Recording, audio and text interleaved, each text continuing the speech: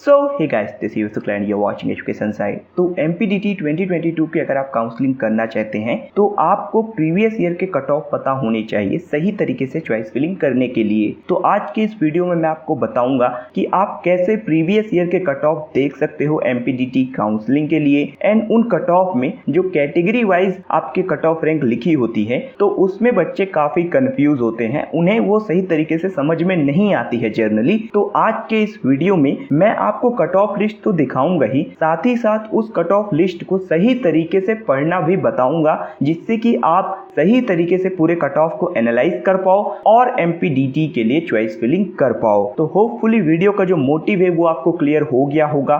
तो आपको cut off list देखने के लिए सबसे पहले एमपीडीटी की जो ऑफिशियल वेबसाइट है dt.mpionline.gov.in उस पे जाना होगा। इसकी लिंक मैं आपको इस वीडियो के डिस्क्रिप्शन बॉक्स में दे दूंगा और कट ऑफ की डायरेक्ट लिंक भी मैं आपको इस वीडियो के डिस्क्रिप्शन बॉक्स में दे दूंगा। उस पे आप क्लिक करेंगे तो डायरेक्ट कट ऑफ वाले सेक्शन में पहुंच जाएंगे। तो इसके लिए सबसे पहले आपको एमपीडीटी की ऑफिशियल वेबसाइट पे आना है। यहाँ पे select course for the counselling पे जाना है, graduation programme, bachelor of technology, and यहाँ पे आपको कट ऑफ लिस्ट का ऑप्शन दिख रहा होगा। तो इस पे आप क्लिक करिए 2021 पे। जैसे ही आप क्लिक करेंगे आपके सामने यहाँ पे टोटल 5 लिस्ट ओपन हो जाएंगी। मैं इनमें से राउंड 1 के फर्स्ट अपग्रेड की लिस्ट खोल लेता हूँ, क्योंकि इसमें जो कट ऑफ होते हैं वो एमपीडीटी काउंसलिंग के अंदर ओवरऑल सबसे हाई होते हैं। तो एमपीडीटी के लिए जो राउंड 1 का लास्ट अपग्रेड हो उसमें आपको सबसे हाई कट ऑफ यानी सबसे हाई क्लोजिंग देखने मिलेगी। तो जो कॉलेज उस राउंड में आपको मिल रहा है उसमें आप एडमिशन ले लें, क्योंकि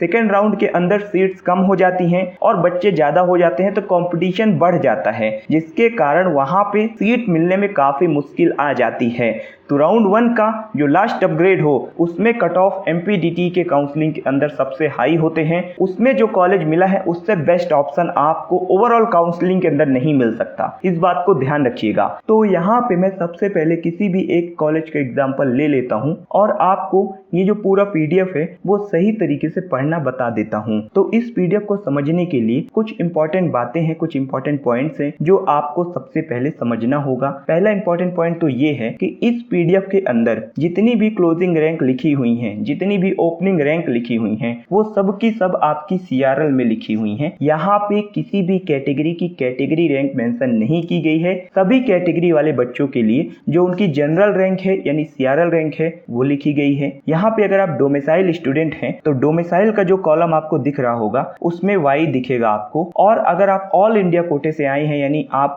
एमपी के बाहर से हैं तो डोमिसाइल वाले कोटे में आपको एआई दिखेगा। इसमें जो अलॉटेड कैटेगरी है उसमें जो यूआर है वो अनरिजर्व कैटेगरी को शो करता है, बाकी जो एससी है वो एससी को, एसटी जो है वो एसटी को शो करता है। अब यहाँ पे जो एक्स लिखा हुआ है, जो आपको यहाँ पे ये एक्स दिख रहा है, ये आपकी सब कैटेगरी को शो करता है। अब सब कैटेगरी के अंदर क्या आता है, तो सब कैटेगरी के अंदर फ्रीडम फाइटर हो गया, स्पोर्ट्स का कोटा हो गया, सैनिक कोटा हो गया, तो वो सब आपको दिखेगा। ठीक है, तो एक्स जो है वो आपकी सब कैटेगरी को शो करता है और जो ओपी है वो जेंडर न्यूट्रल को शो करता है। एंड इसके बाद जो एफ है वो यहाँ पे फीमेल ओनली को रिप्रेजेंट करता है। तो टोटल यहाँ पे आपको 11 कॉलम देखने को मिलेंगे स्टार्टिंग से लेके एंड तक में। जो एफ डब्ल्यू है वो ट्यूशन फी वेवर वाली सीट्स को रिप्रेजेंट करता है। वाई जो है वो यहाँ पे यस को शो करेगा एफ डब्ल्यू कॉलम के अंदर, और जो एन है वो नो को रिप्रेजेंट करेगा। एंड जो जेई मेन की ओपनिंग रैंक है वो आपको इस कॉलम के अंदर मिलेगी, जेई मेन की क्लोजिंग रैंक इस कॉलम के अंदर मिलेगी। तो हम यहाँ पे किसी भी एक कॉलेज का एग्जाम्पल ले लेते हैं। फॉर एग्जाम्पल मैं एचएसआईटीएस इंदौर को ही ले लेता हूँ। ये जो कॉलेज है ये गवर्नमेंट एडेड है। ये जो स्टेटस दिखा रहा है ये ट्यूशन फी वेवर के लिए दिखा रहा है। ब्रांच जो है वो बायोमेडिकल है। ये अलॉटेड कैटेगरी लिखी हुई है। यहाँ पे डोमिसाइल का स्टेटस दिखा रहा है और कितनी सीट्स अलॉट हुई हैं वो नंबर ऑफ कैंडिडेट यहाँ पे शो कर रहा है। तो अगर बात करें सबसे पहला, तो ये जो सीट अलॉट हुई है ये ट्यूशन फी वेवर में अलॉट हुई है, बायोमेडिकल ब्रांच है। क्लोजिंग रैंक इनकी यहाँ पे 1,01,717 है और एफडब्ल्यू में ये सीट अलॉट हुई है होम स्टेट वाले बच्चे को। सेकंड जो है वो बायोमेडिकल ब्रांच ही है। क्लोजिंग रैंक 1,40,128 है और ये जो सीट है यूआरएक्स ओपी में अलॉट हुई है और ऑल इंडिया कैटेगरी के लिए अलॉट हुई है। यहाँ पे जो एक्स है ये आपकी जो सब कैटेगरी है उसको रिप्रेजेंट करता है। यूआर जो है ये जनरल कैटेगरी को रिप्रेजेंट करता है और जो ओपी है वो यहाँ पे जेंडर न्यूट्रल को रिप्रेजेंट करता है। तो अगर आप मेल स्टूडेंट हैं तो आप ओपी में जाके देखेंगे और अगर आप फीमेल फीमेल स्टूडेंट हैं तो आप ओपी में भी और एफ में भी दोनों में जाके देख सकती हैं। ठीक है,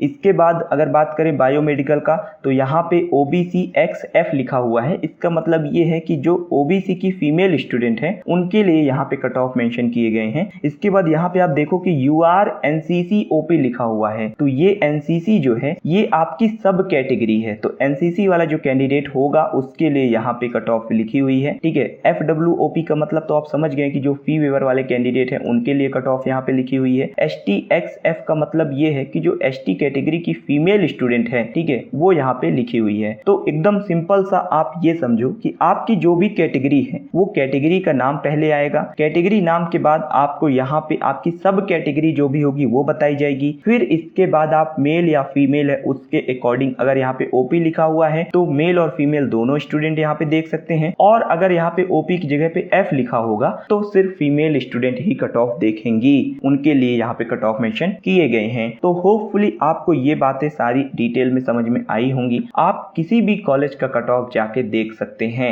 आप इजीली कट ऑफ देख पाएंगे। यहाँ पे JKR जो लिखा हुआ है ना, ये जम्मू कश्मीर वाले बच्चों के लिए है, जो जम्मू कश्मीर माइग्रेंट हैं उनके लिए अलग से सीट रिजर्व होती है, उनके लिए यहाँ पे बताया गया है। ठीक है, ये OBC SF जो लिखा हुआ है ये सैनिक कोटे का कट ऑफ यहाँ पे बताया गया है। ठीक है, ये SCXOP जो लिखा हुआ है ये SC कैटेगरी के जेंडर न्यूट्रल का बिना किसी सब कैटेगरी का कट ऑफ बताया गया है। तो होपफुली आपके जो डाउट होंगे वो क्लियर हो गए होंगे, कैसे आपको कट ऑफ लिस्ट देखनी है वो आपको समझ में आ गया होगा। ठीक है, यहाँ पे एकदम सिंपल सा फंडा है, ये जो कट ऑफ लिस्ट है वो मैं आपको वीडियो के डिस्क्रिप्शन बॉक्स में दे दूंगा, तो वहां से जाकर आप कट ऑफ देख सकते हैं आसानी से। एंड अगर आपको MPTT काउंसलिंग में प्रॉब्लम आ रही है, आपकी रैंक लो आ रही है और आप एक बेहतर कॉलेज का ट्राई कर रहे हो, तो आप वीडियो के डिस्क्रिप्शन बॉक्स में जाकर जो हमारे काउंसलिंग सपोर्ट टीम है उनसे कांटेक्ट कर सकते हो। काउंसलिंग सपोर्ट टीम आपको आपकी रैंक के अकॉर्डिंग एक बेस्ट पॉसिबल ऑप्शन दिलाएगी, इसका कंफर्मेशन देते हैं। तो वीडियो के डिस्क्रिप्शन में काउंसलिंग सपोर्ट टीम के डिटेल्स हैं, आप उन्हें जाके कांटेक्ट कर सकते हैं और जो काउंसलिंग सपोर्ट प्लान है उनमें एनरोल हो सकते हैं।